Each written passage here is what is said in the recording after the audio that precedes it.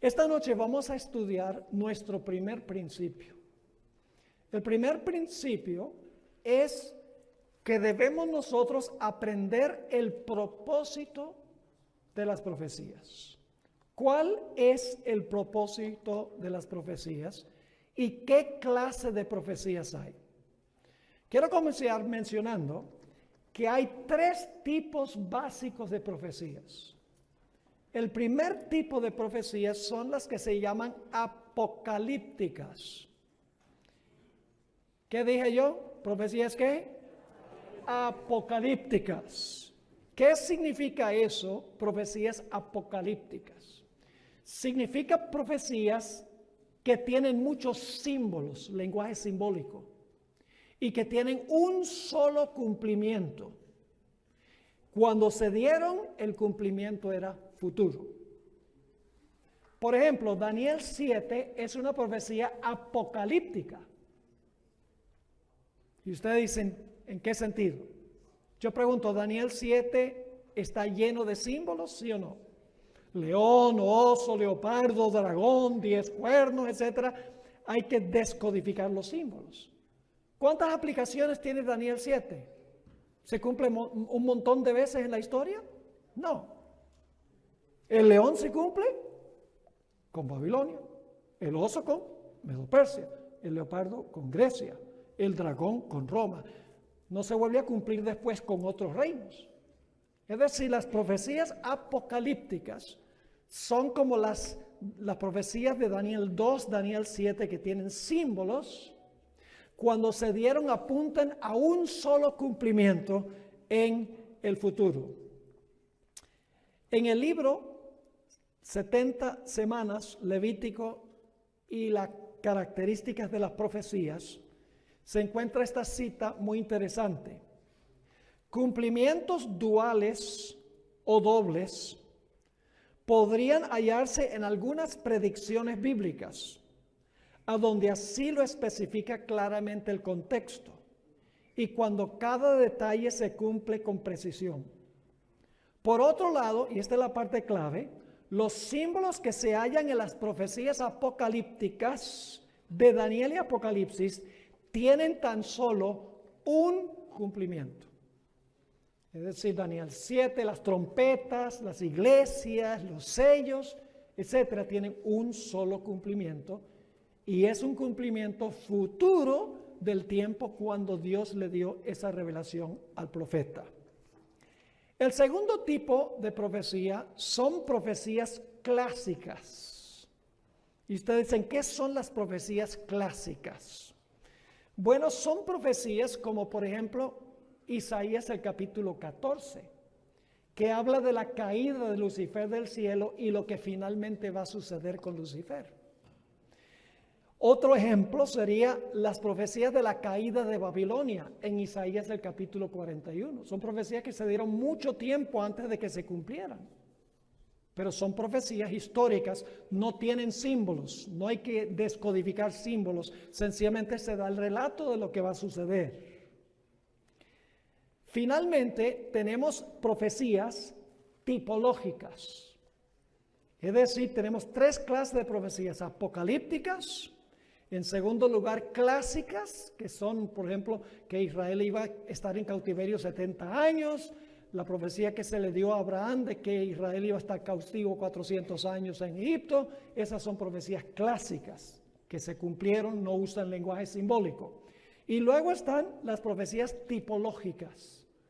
Las profecías tipológicas son eventos que sucedieron en la historia, pero que también son proféticas, es decir, sucedieron en el pasado, pero lo que sucedió en el pasado en una forma limitada indica un cumplimiento más pleno o más grande en el futuro. Yo les puedo mencionar varios de estos. Por ejemplo, la historia del diluvio. Jesús dijo, como fue en los días de Noé, así será la venida del Hijo del Hombre. Los 3 ángeles que vinieron a Abraham se cumplen finalmente en 3 ángeles que se mencionan en el libro de Apocalipsis. El santuario del Antiguo Testamento es una profecía tipológica porque apuntaba hacia eventos mucho mayores en el futuro, todos los aspectos del santuario. Las fiestas judías que se celebraban cada año, en realidad apuntaban a los eventos de la vida de Cristo, el ministerio de Cristo, en la tierra y también en el cielo. La profecía de Elías, la experiencia de Elías en el Antiguo Testamento, en realidad se cumple con un Elías final, con el pueblo de Dios al final de la historia. Podríamos mencionar muchas profecías más que son de clase tipológica, pero tal vez voy a detenerme un poquito para mencionar específicamente una profecía que se cumplió en el pasado, pero que tiene un cumplimiento futuro también.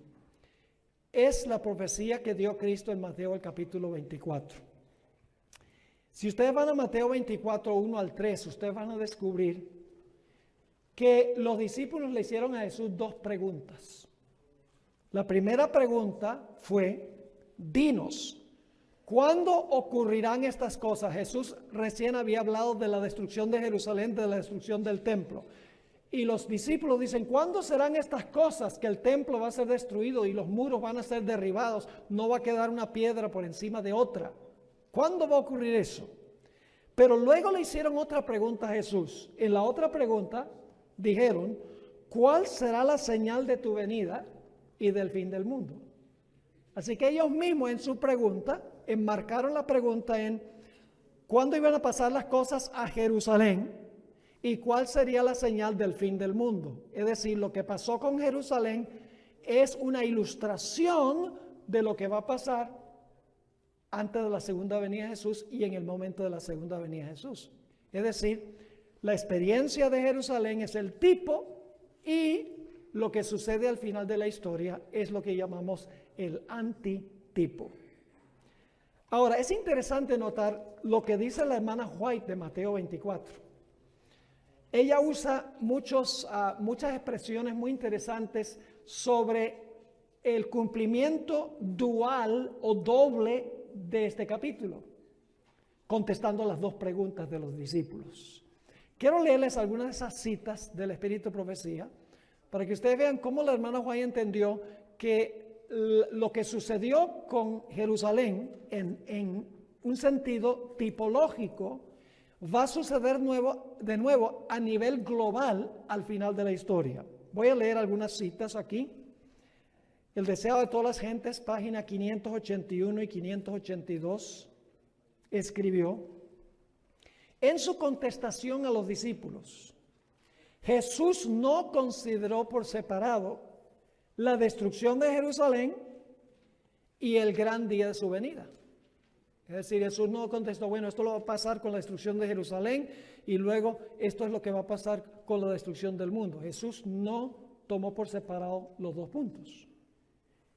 Fíjense la palabra que usa, mezcló la descripción de estos dos acontecimientos.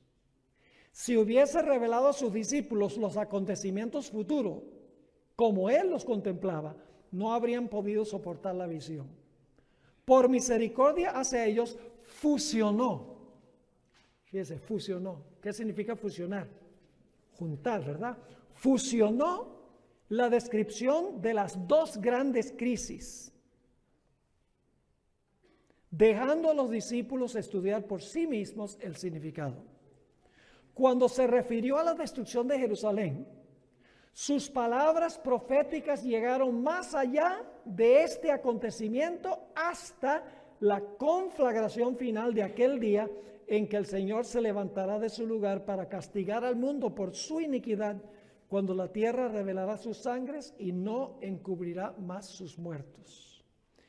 Este discurso entero, refiriéndose a Mateo 24, este discurso entero no fue dado solamente para los discípulos, sino también para aquellos que iban a vivir en medio de las últimas escenas de la historia de esta tierra. Es decir, lo que ocurrió a nivel local en Jerusalén con los judíos literales, va a pasar a nivel global con el mundo al final de la historia. Aquello es una pequeña ilustración de lo que va a ocurrir en el futuro. En el mismo libro, Deseado de todas las gentes, página 692, escribió: la profecía del Señor entrañaba un doble significado. Al par que anunciaba la ruina de Jerusalén, presagiaba también los horrores del gran día final. Aquí está otra cita. De la caída de Jerusalén, los pensamientos de Jesús pasaron a un juicio más amplio. En la destrucción de la ciudad impenitente, dio un símbolo de la destrucción final que caerá sobre el mundo. Vez tras vez.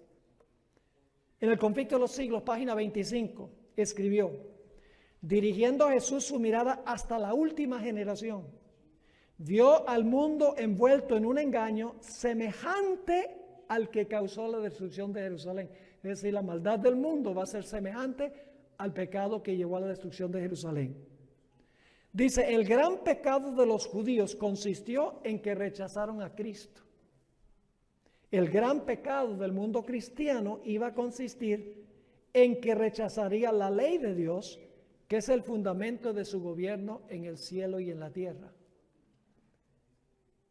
¿Es lo mismo rechazar a Cristo que rechazar la ley de Cristo? Es lo mismo. Porque la ley es un reflejo ¿de quién? La ley es un reflejo de Jesús. Así que si usted crucifica la ley, ¿está crucificando a quién? Está crucificando a Jesús. Porque la ley es un reflejo del carácter de Jesús. Así que usted no puede decir, yo amo a Jesús, pero no amo su ley. Es el mismo pecado. Los judíos, en otras palabras, su gran pecado fue que rechazaron a Cristo. El pecado del mundo cristiano es que van a rechazar la ley, que es un reflejo de Cristo Jesús. Ahora, en otra cita, Conflicto de los Siglos, página 34, y vez tras vez ella repite esto, escribió lo siguiente: la profecía del Salvador, referente al juicio que iba a caer sobre Jerusalén, va a tener otro cumplimiento. Y la terrible desolación del primero no fue más que un pálido reflejo de lo que será el segundo. Óigame, si lo que pasó en Jerusalén fue un pálido reflejo de lo que va a pasar al final de la historia, ¡wow! Las madres se comían a sus propios hijos. La gente se comía el cuero de las correas y de las sandalias del hambre que sufrieron. Había traición,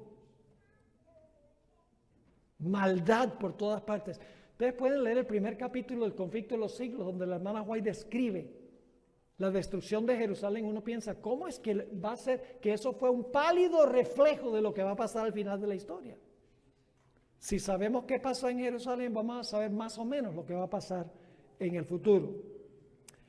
Una o dos citas más. En el libro Testimonios para la Iglesia, tomo 5, página 753, ella escribió, mientras que estas profecías tuvieron un cumplimiento parcial en la destrucción de Jerusalén, tienen una aplicación más directa a los postreros días. ¿Están captando el principio? ¿Cuántas clases de profecías hay entonces? 3. ¿Cuál es la primera clase? Apocalípticas. ¿Cuántos cumplimientos tienen las profecías apocalípticas? Una sola aplicación, un solo cumplimiento. Un solo cumplimiento futuro desde el tiempo que escribió el profeta, ¿verdad? ¿Y qué contienen las profecías apocalípticas? ¿Muchos qué? Muchos símbolos, y hay que descodificar los símbolos. Daniel 2, Daniel 7, Daniel 8, etcétera, son tipológicas. ¿Y luego qué? ¿Cuál es la segunda clase de profecía? Clásicas. Las clásicas son como las profecías de los 70 años que iba a pasar Israel en cautiverio, de los 400 años que iba a pasar Israel en Egipto, la profecía en cuanto a la caída de Babilonia, en Daniel 5, etc. Son profecías que sencillamente relatan una historia. Y luego el tercer tipo de profecía es profecías ¿qué? Tipológicas, profecías que se cumplieron en el pasado, Pero lo que sucedió en el pasado llega a ilustrar ¿qué cosa?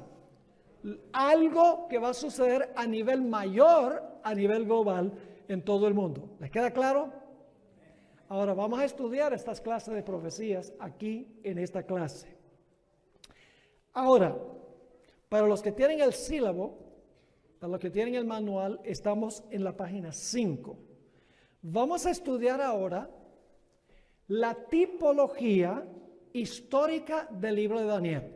Lo que vamos a hacer es, vamos a ampliar lo que hicimos con Mateo 24. Mateo el capítulo 24, uno tiene el cumplimiento con la destrucción de Jerusalén, pero eso es una miniatura de lo que va a pasar al final de la historia. Ahora vamos a ver esto en las historias que encontramos en el libro de Daniel. Porque el libro de Daniel tiene profecías apocalípticas y tiene también profecías tipológicas.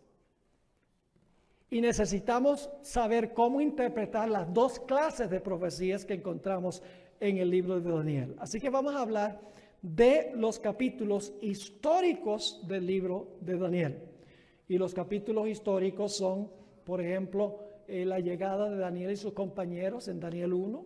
Es una historia. Llegaron a Babilonia, el rey les dijo cuál iba a ser su dieta, el rey les puso nombres, el rey los puso en la escuela de Babilonia. Es una historia, pero es una historia que ilustra algo que va a pasar en el futuro. Daniel 3, la imagen de Nabucodonosor. Es una historia, ¿verdad que sí? Pero es una historia tipológica. La historia de Daniel 6, Daniel en el foso de los leones. Es una historia, ¿verdad? Usted lo lee, los niños lo estudian en la escuela sabática, pero esa profecía se va a cumplir, eso es una profecía. Se cumplió en los días de Daniel históricamente, pero ilustra algunas cosas que van a suceder en el futuro. Tanto Daniel como Apocalipsis emplean una abundancia de símbolos exóticos. Por ejemplo, Daniel y Apocalipsis se refieren a metales, bestias salvajes, cuernos misteriosos, acciones extrañas, números que nos dejan perplejos. Si queremos entender este lenguaje simbólico, tenemos que descodificar los símbolos, tenemos que buscar el significado de los símbolos. Pero las historias en la sección histórica de Daniel son más que historias que ocurrieron en cierto momento del desarrollo histórico. Estos relatos, escuchen bien, los relatos históricos de Daniel son simbólicos de eventos que van a ocurrir en el futuro. Es decir, que las historias de Daniel nos ayudan a entender en forma de historia lo que las profecías apocalípticas dicen en símbolos. Estas historias, en otras palabras, son tipos locales y literales de eventos mundiales y espirituales en el futuro. Es decir, va a haber un cumplimiento de estas historias a escala mayor al final de la historia. No todas las profecías, en otras palabras, de Daniel son de género apocalíptico.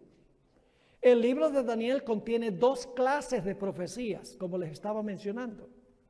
Tiene profecías apocalípticas, donde hay muchos símbolos, y tiene profecías tipológicas, a donde una historia ilustra algo que va a suceder en el futuro.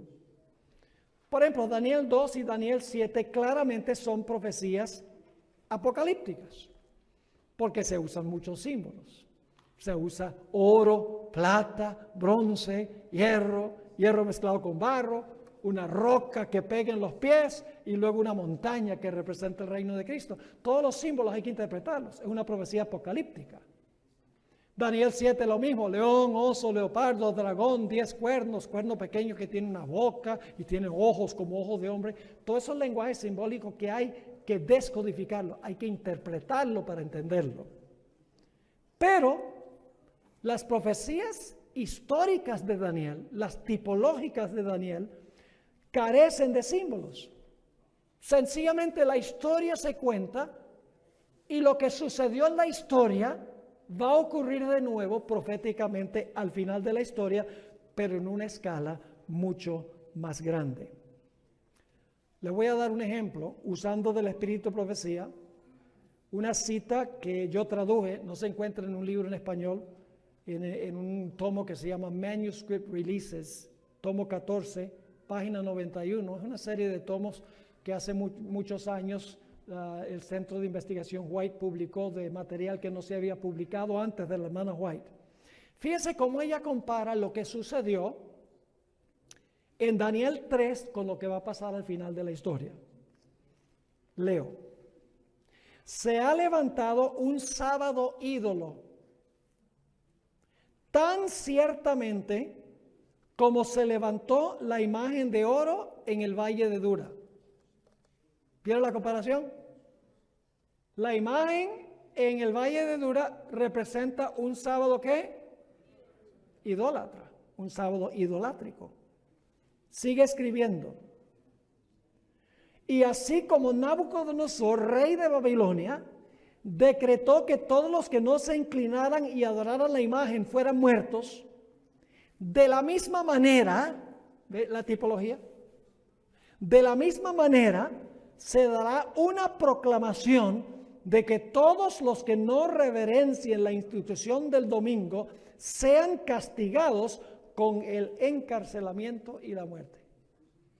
Se va a repetir la historia de Daniel 3, pero se va a repetir un vallecito allá en Babilonia, un pequeño valle con los judíos literales, con 3 personas. No, se va a cumplir con todo el Israel espiritual a nivel global.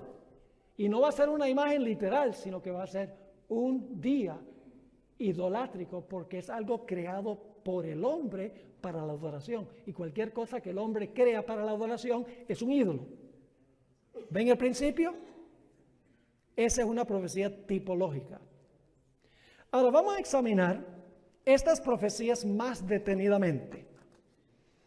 Vamos a Daniel 1.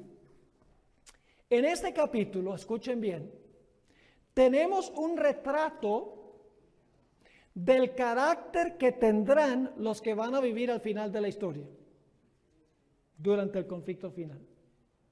Vivirán en medio de Babilonia. ¿Hay una Babilonia al final de la historia? ¿Sí o no? ¿El pueblo de Dios va a vivir aquí cuando existe Babilonia? ¿Cómo no? Pero el pueblo de Dios no se va a contaminar con Babilonia como Daniel y sus compañeros no se contaminaron con Babilonia. Ellos no se contaminaron con las filosofías, con las doctrinas y con la dieta de Babilonia. Así como Daniel y sus compañeros, al final de la historia el pueblo de Dios preferirá morir que desobedecer a Dios. Obedecerán a Dios en las pruebas pequeñas, como el asunto de la dieta en Daniel 1, y en las pruebas grandes también. La hermana White en el libro Consejos sobre Salud, página 65, escribió lo siguiente: ¿qué habría sucedido si Daniel y sus compañeros se hubieran sometido a las exigencias de los oficiales paganos y bajo la presión del momento hubieran comido y bebido como acostumbraban los babilonios? ¿Qué hubiera sucedido si ellos hubieran decidido sencillamente comer lo que comían los babilonios?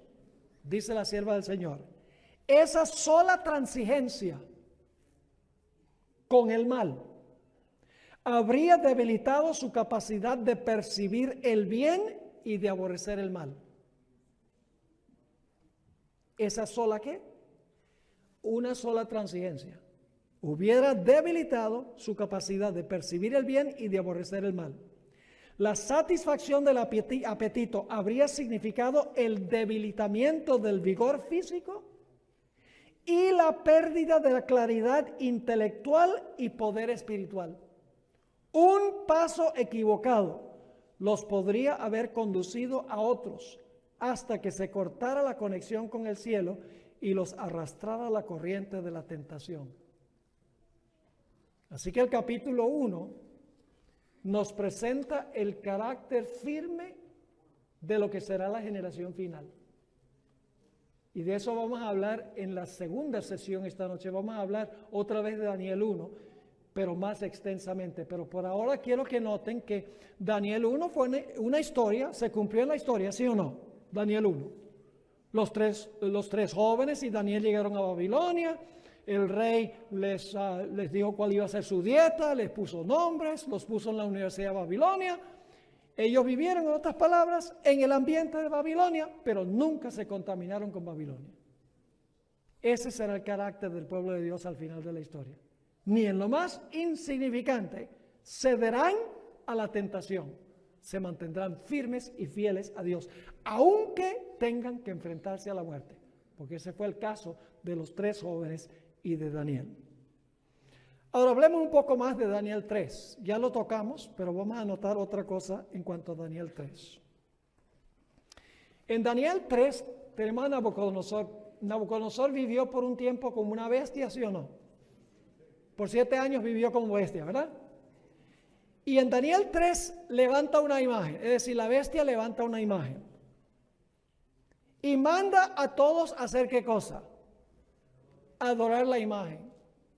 Y cualquier persona que no adora la imagen, hay un decreto de muerte contra esa persona. ¿Le está sonando esto algo parecido en Apocalipsis? ¿Han leído Apocalipsis 13, 11 al 18? A donde dice, habla de la imagen de la bestia. Y se manda a todos a adorar la imagen de la bestia. Y cualquiera que no adore la imagen de la bestia será muerto. La historia de Daniel 3 está en el trasfondo de Apocalipsis 13, 11 al 18. Usted puede entender lo que va a pasar en el futuro a la luz de lo que pasó en Daniel capítulo 3. Ahora yo pregunto, ¿los tres jóvenes pasaron por una gran tribulación en el horno de fuego? Calentados 7 veces más, ¿verdad que sí? Recuerden eso porque en un momento vamos a leer una cita.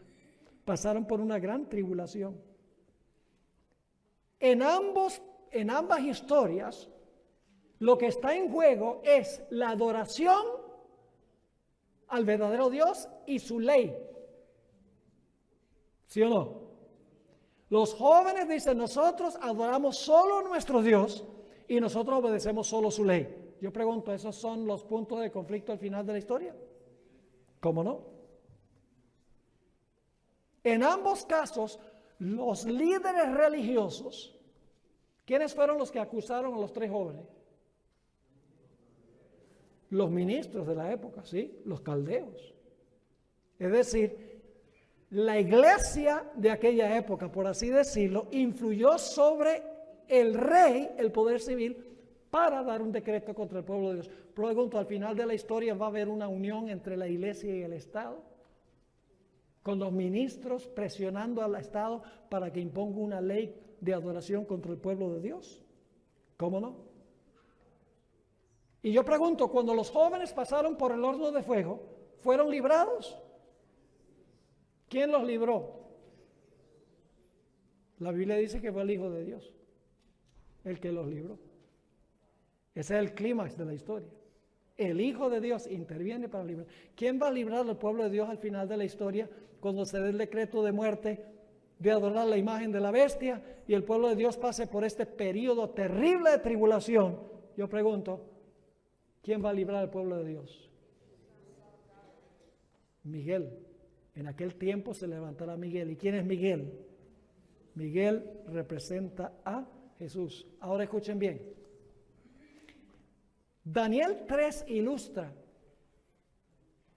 lo que sucede cuando el poder político impone leyes religiosas.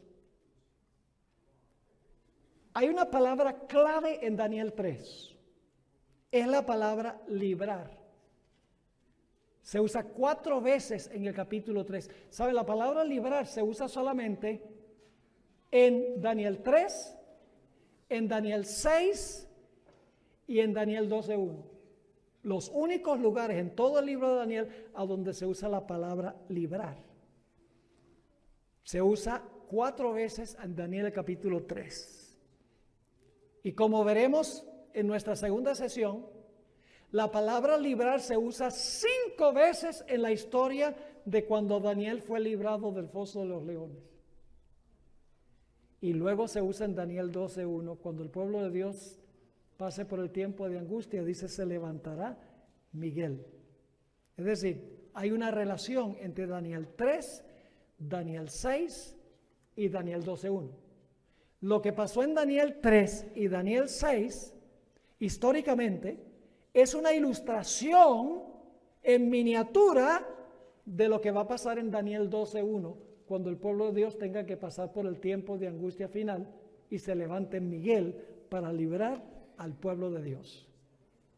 Les leo una cita del Conflicto de los Siglos, página 605. Este capítulo tiene que ver con el tiempo de angustia. Y fíjense la terminología que usa la hermana White.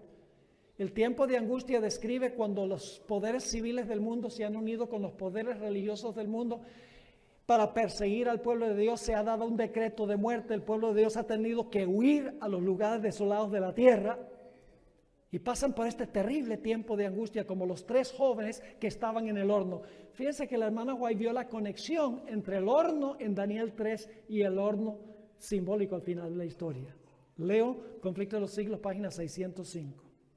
Hablando del pueblo de Dios, dice, su aflicción es grande. Las llamas del horno parecen estar a punto de consumirlos.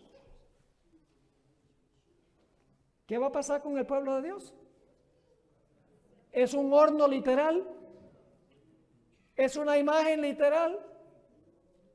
¿En un valle literal?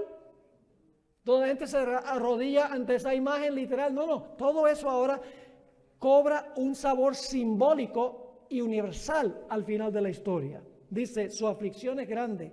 Las llamas del horno parecen estar a punto de consumirlos, pero el refinador los sacará como oro purificado por el fuego. El amor de Dios para con sus hijos durante el periodo de su prueba más dura es tan grande y tan tierno como en los días de su mayor prosperidad, pero necesitan pasar por el horno de fuego. ¿Qué necesita pasar con el pueblo de Dios? ¿Está hablando de un horno literal con llamas literales?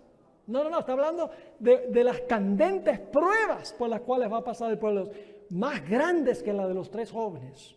Dice, pero necesitan pasar por el horno de fuego. Debe consumirse su mundanalidad para que la imagen de Cristo se refleje perfectamente. Tremenda cita. Yo pregunto entonces, Daniel 3, ¿ocurrió históricamente Daniel 3, sí o no?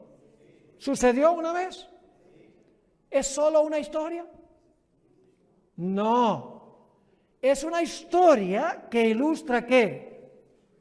Lo que va a pasar en el futuro. Es una historia tipológica, en otras palabras. Es un tipo o es una ilustración de algo mucho más grande al final de la historia. Notemos la historia de Daniel 5, porque estamos mirando solamente las historias del libro de Daniel, Daniel 5. ¿Ustedes recuerdan la historia de Daniel 5? Cuando Belsasar estaba haciendo esa fiesta. ¿Recuerdan esa historia? Belsasar estaba haciendo una fiesta en Babilonia. ¿Y qué mandó a hacer? Mandó a traer los vasos sagrados del templo para beber vino en las copas. Yo pregunto, en el libro de Apocalipsis, ¿Babilonia tiene una copa de vino? Inmediatamente empezamos a decir, oye, esto tiene que una explicación tipológica. Solo que en el Antiguo Testamento pues eran copas literales con vino literal. Pero eso al final de la historia representa el vino de Babilonia. Representa sus falsas doctrinas o sus falsas enseñanzas que emborrachan la mente, como el vino emborracha también la mente físicamente. Ahora, ustedes notarán que dice que Belsasar, por haber tomado vino, no fue capaz de distinguir entre lo santo y lo común. Porque los vasos eran santos y él los usó con un propósito común. Y luego dice que como resultado de beber el vino y no poder distinguir entre lo santo y lo común, dice que adoró a los ídolos de oro y de plata. Dice, no distinguir entre lo santo y lo común lleva finalmente a la idolatría. Ahora apliquemos eso al final de la historia. Ustedes saben también que, completando la historia del Antiguo Testamento, Ciro vino del oriente, secó el cauce del río Éufrates y como resultado la ciudad de Babilonia, ¿qué? La ciudad de Babilonia cayó. Yo pregunto, en Apocalipsis, ¿se refiere a algo sobre Babilonia, que se le va a secar el río Éufrates? En Apocalipsis 16 menciona eso. ¿Cómo no? Pero ya no es un río literal. ¿Qué representa el río sobre el cual se sienta la ramera? Multitudes, naciones, lenguas y pueblos. ¿Ve? Al final de la historia tiene un significado espiritual, simbólico, global. No es un río literal, no es Babilonia literal, no son los judíos literales. Es el Israel espiritual, es la Babilonia espiritual. El río representa multitudes, naciones y lenguas. Y el secamiento significa que las muchedumbres le van a quitar su apoyo a la ramera. ¿Están entendiendo lo que estoy diciendo? Esa historia, en otras palabras, de Daniel 5 es una historia tipológica. Ahora yo pregunto, ¿el mundo cristiano, cuando se trata del día de reposo, es capaz de distinguir entre lo que es santo y lo que es común? No. Ellos han tomado un día santo y lo tratan como si fuera ¿qué? Como si fuera común. Y han tomado un día común y lo han tratado como si fuera ¿qué? Santo. ¿Ese es el vino de Babilonia? ¿Están embriagados de vino? ¿Cómo no?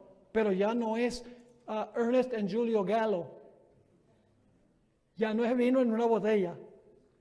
Al final de la historia, el vino representa ¿qué cosa?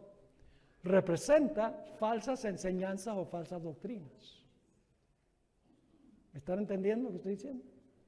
Finalmente, esto llevará al mundo cristiano a practicar idolatría. Precisamente. Porque cualquier cosa que hace el hombre para la adoración es un ídolo. Permítanme expresarlo de esta manera. ¿Quién hizo el sol? Dios hizo el sol. ¿Lo hizo como objeto de adoración? No. Entonces, ¿qué pasa si la gente lo convierte en un objeto de adoración? ¿Cómo se llama eso? Idolatría. ¿Quién hizo el primer día de la semana? Dios. ¿Lo hizo para la adoración? No. Entonces, ¿qué sucede si el hombre lo convierte en un día de adoración? Idolatría. Beben el vino que no permite que distingan entre lo santo y común y como resultado terminan practicando idolatría. No se inclinan ante una imagen de piedra o de madera, pero se inclinan ante un ídolo espiritual que ellos han creado basado en la sabiduría humana. ¿Están entendiendo las comparaciones? Y luego tenemos Daniel el capítulo 6. Tan interesante Daniel el capítulo 6. Es la historia de Daniel que fue echado en el foso de los leones. ¿Qué clase de carácter tenía Daniel? Tenía un carácter íntegro. Sus enemigos ni siquiera podían acusarlo de nada. Así que por causa de qué tuvieron que inventarle una acusación. En Daniel 6:5 dijo, nosotros no podemos hallar nada contra Daniel, sino en la ley de su Dios. Yo le pregunto, al final de la historia, ¿el mundo cristiano va a conseguir algo contra el pueblo de Dios en la ley de su Dios? ¿Cómo no? La persecución viene contra los que guardan los mandamientos de Dios y tienen el testimonio de Jesucristo. Así que uno mira allí en Daniel que los dirigentes de Babilonia influyen sobre el poder civil para que el poder civil dé una ley religiosa. Y cualquiera que no obedezca la ley religiosa, ¿qué se da contra ellos? Un decreto de muerte. Hubo un remanente fiel que dijo, yo no me inclino ni adoro. Daniel. Dios, yo guardo la ley de mi Dios. Yo guardo las leyes civiles, sí, cómo no, pero cuando interfiere con mi conciencia y mi relación con Dios, allí ya yo obedezco a Dios, porque es menester obedecer a Dios antes que a los hombres. Así que Daniel se mantiene firme. Yo pregunto, ¿Daniel pasó por un terrible tiempo de angustia? Vayan al zoológico, métanse en una jaula con un león para ver.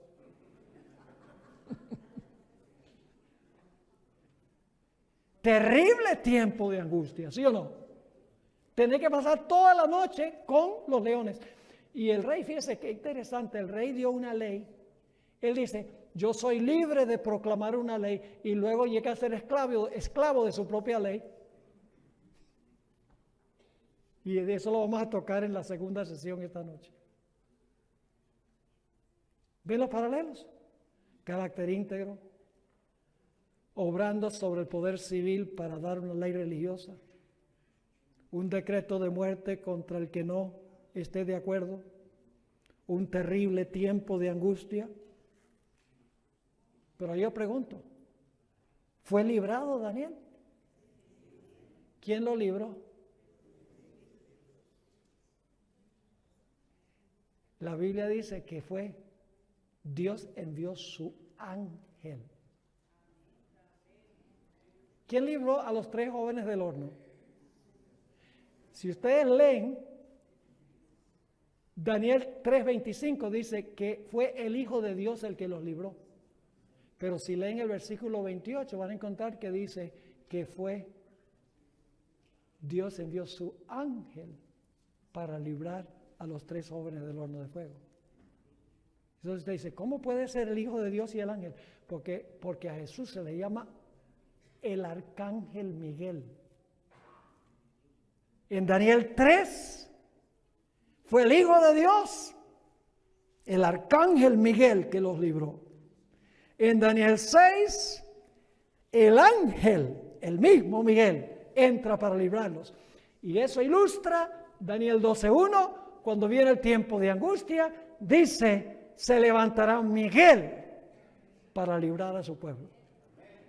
Las historias de Daniel 3 y Daniel 6 ilustran a nivel local y literal lo que va a pasar a nivel mundial y espiritual al final de la historia. ¿Están entendiendo lo que estamos estudiando? Todas estas son profecías tipológicas. Ahora, una profecía más antes de terminar nuestra primera sesión. Y es la profecía de Daniel 11:40 al 12:1. Y se los voy a decir en grandes rasgos. Lamentablemente no tenemos tiempo de leer todos los versículos. Pero en Daniel 11 y el versículo 40 encontramos un poder que se conoce como el Rey del Norte, enemigo mortal de Dios y de su pueblo. El Rey del Norte representa lo mismo que el cuerno pequeño, el hombre de pecado, la bestia, el anticristo, la ramera. Todos son diferentes nombres para este sistema. Es decir, representa al sistema papal. Y Daniel 11:40 describe el tiempo cuando al papado se le va a sanar la herida. ¿Ustedes creen que se le está sanando la herida ahora? Yo no sé si ustedes están fijándose en lo que está pasando hoy en día. Precisamente hoy el Papa salió con un mensaje, hoy. En un concilio que convocó sobre Martín Lutero, con los luteranos allí. Los luteranos y los católicos ya se han unido. Y con Lutero fue que comenzó la Reforma Protestante. Si Lutero se resucitara hoy, se volvería a morir de un infarto, porque él no reconocería la iglesia que él fundó. Es decir, el papado dice, su herida mortal fue sanada. Y Daniel 11:40 describe el tiempo cuando el rey del norte está barriendo todo lo que consigue en su camino. Y dice inclusive que va a salir para destruir y matar a muchos en el versículo 44. Y como resultado de eso, el pueblo de Dios va a pasar por un terrible tiempo de angustia. Va a pasar por su horno de fuego y va a pasar por su foso de los leones. Esas historias ilustran lo que va a pasar. Yo pregunto, entonces, ¿necesitamos tener el carácter de los 3 jóvenes y el carácter de Daniel para pasar por el futuro? ¿Cuántos de nosotros consideramos la obediencia a Dios más importante que vivir? Eso sí está color de hormiga. Pero así será la generación final, mis hermanos y hermanas. Preferirán morir, como dice la hermana White, que pecar. Las historias ilustran lo que va a pasar en el futuro. Ojalá estén entendiendo ese principio, que es el principio de nuestra primera clase, el propósito de las profecías. Y dice que el rey del norte va a barrer con todo lo que consigue en su camino. Y dice que cuando está a punto de destruir el pueblo de Dios, en Daniel 12:1 dice, entonces se levantará Miguel. ¿Quién es Miguel? En el sílabo tengo todo un estudio sobre Miguel. Miguel significa ¿quién es como Dios? ¿Quién es como Dios? Es un nombre desafiante. ¿Y saben lo interesante? En Apocalipsis 13, ¿saben lo que dice la gente? ¿Quién es como la bestia? Así que el mundo estará diciendo, ¿quién es como la bestia? Y Miguel dice, ¿quién es como Dios? Y dice, se va a levantar Miguel, el arcángel Miguel, el que resucitó a Moisés. El que viene del cielo con voz de mando, con trompeta de Dios y con la voz del arcángel. 1 Tesalonicenses 4. Dice, se va a levantar Miguel. Pero no significa que todo va a ser fácil, porque dice, se va a levantar Miguel, pero luego dice que el pueblo de Dios va a pasar por un tiempo de angustia, cual no se ha visto jamás en la historia del mundo. Pero ahora viene la gloriosa conclusión. Dice, pero en aquel tiempo, tu pueblo será ¿qué? Tu pueblo será libertado, todo aquel que se hallare escrito en el libro. En todas estas historias, mis hermanos y hermanas, a pesar de que hay crisis, a pesar de que Babilonia persigue al pueblo de Dios, cada historia termina de la misma manera. Cada historia termina con el triunfo del pueblo de Dios, con la victoria de Miguel sobre las fuerzas del mal. Y se le obliga a los poderes del mundo a admitir que hay un Dios que está sentado sobre el trono, un Dios que gobierna en los asuntos del hombre aquí en la tierra. Ese es el glorioso clímax. Así que fíjense qué interesante. En Daniel 3 y Daniel 6 tenemos historias. ¿Quién no entiende una historia? Yo recuerdo cuando yo estaba en la escuela sabática que me enseñaban en cuanto a los 3 jóvenes en el horno y Daniel en el foso de los leones. Qué lindas historias, pero no había caído en cuenta de que esas historias en realidad ilustran en forma de historia sencilla, fácil de entender, los símbolos que encontramos en el libro de Apocalipsis. Ahora, en nuestra próxima sesión vamos a estudiar un poco más el tema central de las profecías. Y lo vamos a tomar desde la perspectiva de Daniel 1 hasta Daniel 7. Y vamos a ver cuál es el tema central de todas las profecías. ¿Qué debemos buscar como el meollo o el propósito por el cual Dios ha dado estas profecías? Oremos. Padre, gracias por habernos acompañado. Te ruego que nos sigas bendiciendo en esta clase. Te lo pedimos en el nombre de Jesús. Amén.